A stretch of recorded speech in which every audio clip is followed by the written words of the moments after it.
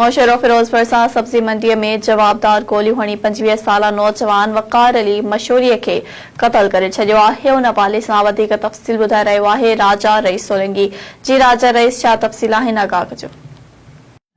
जी मां तव्हांखे ॿुधाईंदो हलां। नौशहरो फिरोज सब्जी मंडीअ में अब्दुल क़यूम भट्टी मुबीना फायरिंग करे ॾिनी, जंहिं सबबि 25 साला नौजवान नाले वकार अली मशहूरी वलद मोहम्मद सुल्तान मशहूरी एएसआई सेंट्रल जेल जे पुट खे क़तल करे छॾियो। मुलज़िम अब्दुल क़यूम भट्टी मोहम्मद कासिम भट्टी वेठल लीमो शाह जीअं ई सब्जी मंडीअ में अची फायरिंग शुरू करे ॾिनी ऐं चवणु लॻो, परे थियो असांजी दुश्मनी आहे, असांजे वेझो केर बि न अचे। पोइ फायरिंग करे नौजवान खे सरियाम विच शहर में 8 गोलियूं हणी खेसि क़तल करे छॾियो।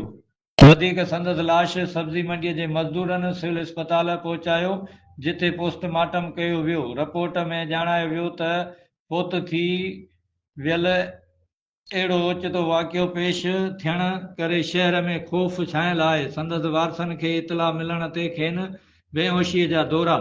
जवाबदार अब्दुल क़यूम भट्टीअ खे पुलिस कोर्ट अॻियां गिरफ़्तार करे वरितो।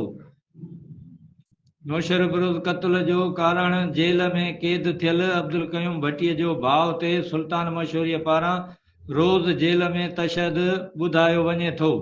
मामिलो ॿुधायो पियो वञे त पुराणो हलंदड़ हुयो।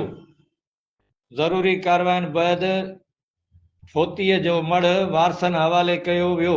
घर में कोराम मची वियो। जी